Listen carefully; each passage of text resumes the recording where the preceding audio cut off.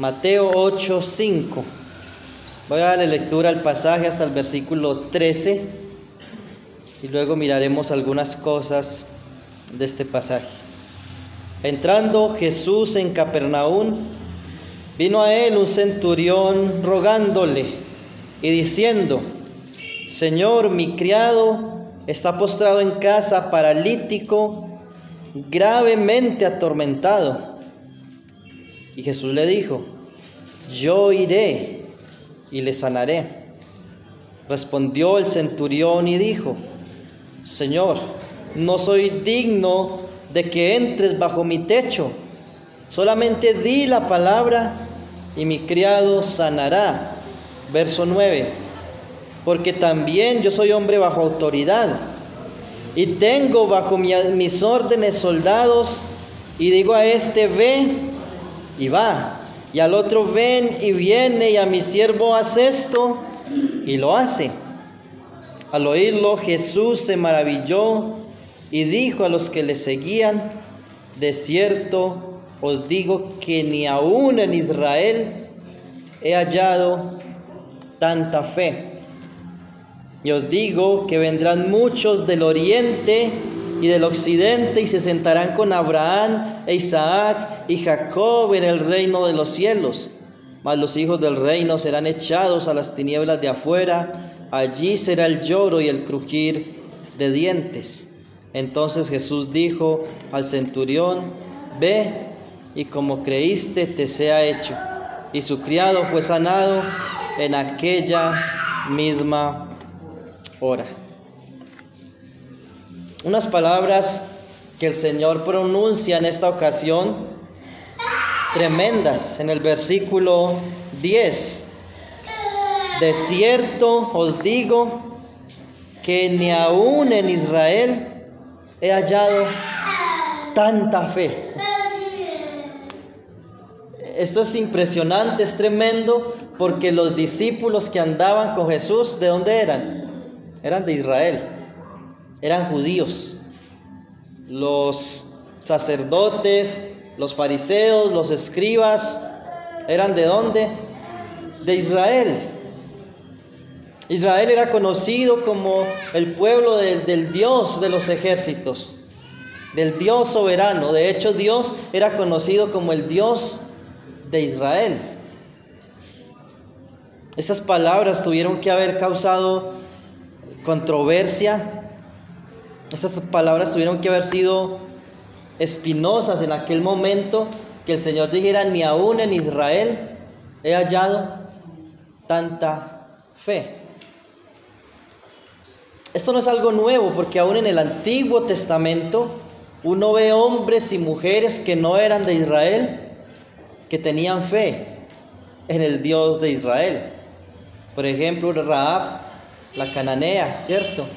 Aquella ramera de Canaán, de allí de Jericó, tuvo fe en el Señor Jesucristo, y el Nuevo Testamento la recuerda en varias ocasiones. También este hombre Naamán, el leproso, dice también el Señor Jesucristo en otra ocasión que habían muchos leprosos en Israel, pero Dios envió al profeta, fue a Naamán el sirio, y este hombre creyó, tuvo fe. Y así podríamos mencionar algunos más en el Antiguo Testamento y en el Nuevo Testamento. Aunque los evangelios hacen parte del antiguo pacto, pero los tenemos en nuestro Nuevo Testamento. Vemos a gentiles como este hombre creyendo en el Señor. Y la fe de la que habla este texto en el versículo 10, ni siquiera os digo que ni aún en Israel he hallado tanta fe, es una fe fundamentada. Es una fe que no es disparatada, es decir, no es una fe que no tiene una base, sino que es una fe fundamentada en algo que este hombre creía. Es una fe fundamentada primero sobre una declaración que el Señor Jesucristo hace. ¿Qué declaró el Señor Jesucristo antes de las palabras del centurión? Versículo 10.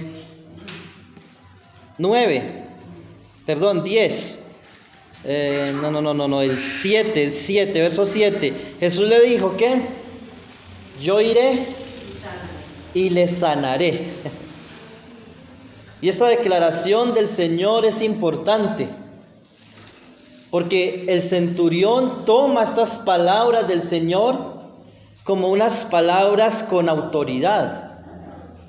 Cantábamos hace un momento, bellas palabras de vida son las de Cristo Jesús. Las palabras de Cristo son palabras de Dios. De hecho, hay un pasaje en Juan, en el capítulo 8, que el Señor Jesucristo habla de sus palabras como la palabra misma de Dios. Noten lo que dice allí en Juan, capítulo 8, versículo 43. Él les reprocha a estos judíos que lo estaban atacando porque él había perdonado a una mujer adúltera.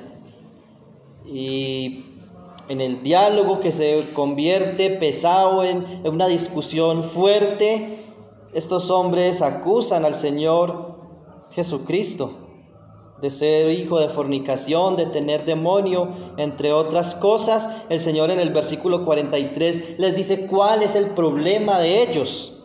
Y les dice, ¿por qué no entendéis mi lenguaje? Porque no podéis escuchar, ¿qué? Mi palabra. Versículo 47. El que es de Dios, las palabras de Dios oye. Por esto no las oís vosotros, porque no sois de Dios. Versículo 51. De cierto os digo que el que guarda, ¿qué? Mi palabra, dice el Señor Jesucristo, nunca verá muerte. Y en el 52, entonces los judíos dijeron, ahora conocemos que tienes demonio, Abraham murió y los profetas, y tú dices, el que guarda mi palabra nunca verá muerte. Las palabras de Cristo son reconocidas por Él mismo como palabras de Dios. Este centurión, cuando oye al Señor decir, yo iré y le sanaré, él le cree. Ahora, esa fe que él tiene no está fundamentada sobre ilusiones o sobre pensamientos humanos, sino sobre la palabra de Dios. Esa palabra él la tomó con autoridad. Y él reconoció que Jesucristo tenía autoridad sobre todas las cosas. Y que si él iba a ir a sanar a su siervo, era porque tenía poder y tenía autoridad sobre la enfermedad. Por eso él le dice, Señor, no te molestes. Versículo 8. Respondiendo el centurión, y dijo, Señor, no soy digno de que entres bajo mi techo. Solamente di la palabra y mi criado sanará. ¿Solamente qué? Di la palabra. Tú eres soberano. Tú eres Señor. Tú tienes autoridad como Él lo reconoce. Verso 9. También yo soy hombre bajo autoridad y tengo bajo mis órdenes soldados, y digo a este ve y va, al otro ven y viene, al siervo hace esto y lo hace. Por eso el Señor se maravilla, no porque esto sea una sorpresa para Él, Él es Dios, sino porque Él exclama, ni siquiera. Y esta maravilla, esta exclamación es para que los oyentes, entre ellos sus discípulos, escucharan de que aún en un pagano, en un gentil, había fe. De cierto os digo que ni aún en Israel he hallado tanta fe. Algo muy parecido a aquella mujer, ¿se acuerdan? Esa mujer sirofenicia, que también era gentil.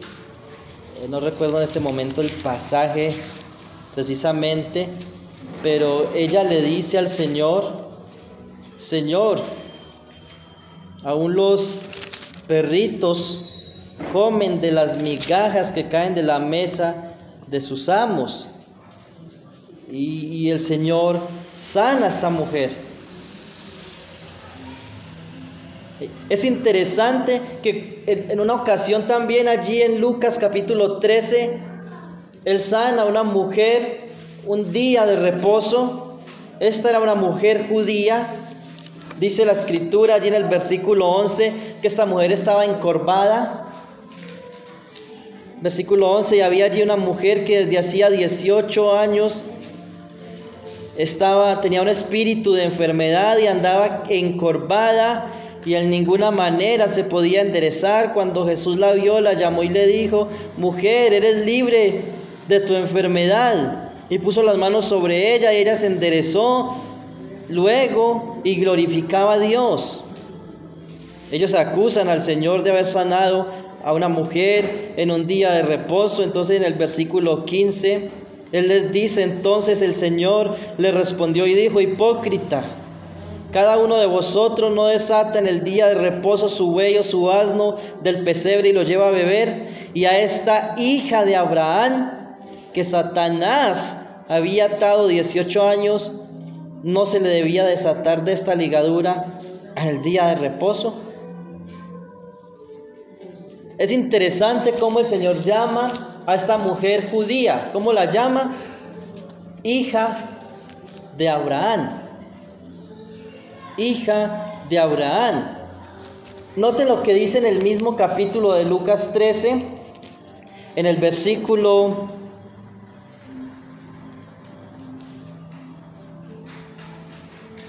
26 en adelante. Entonces comenzaréis a decir: delante de ti hemos comido y bebido, en nuestras plazas enseñaste.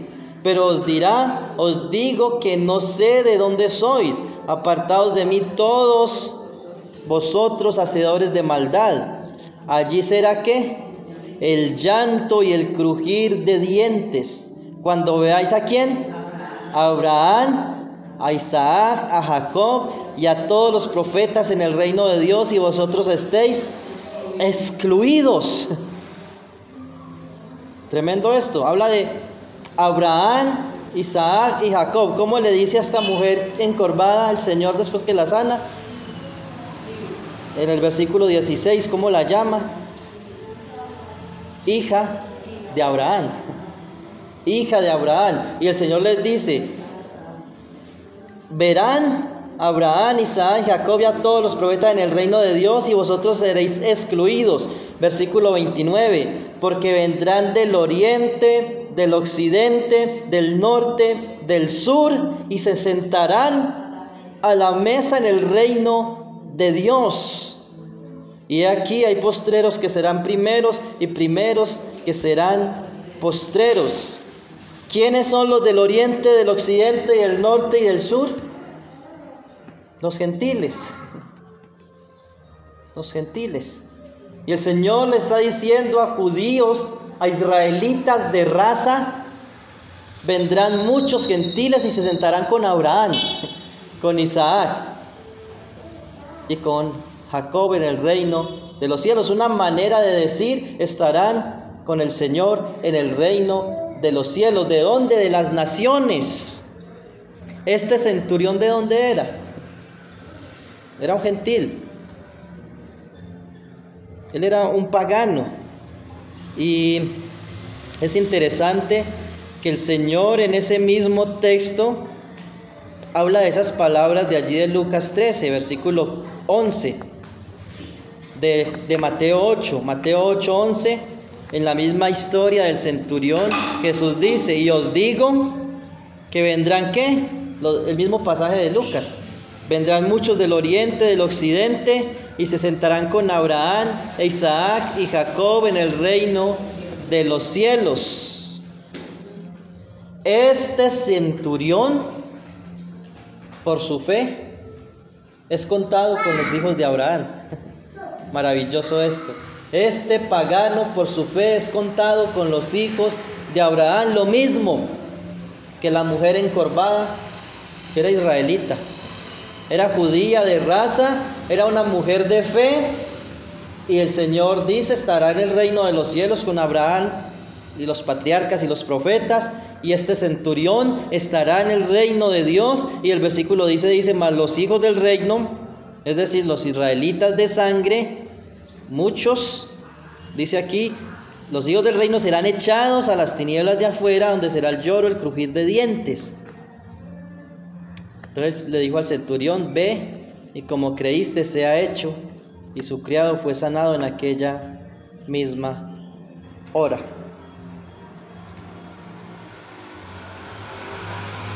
Varias cosas para terminar. El centurión tuvo fe, tuvo mucha fe, porque ni siquiera en todo Israel el Señor había visto una fe como la del centurión. Ni aún en Israel he hallado tanta fe. Tuvo mucha fe, pero una fe fundamentada en la realidad de la palabra de Dios, por la declaración que el Señor había hecho. Y noten, hermanos, que ante todo este hombre tenía una fe en Jesús como el Señor, en Jesús como el Mesías, porque esa fe no solamente iba a hacer que su siervo fuera sanado, y lo hizo también.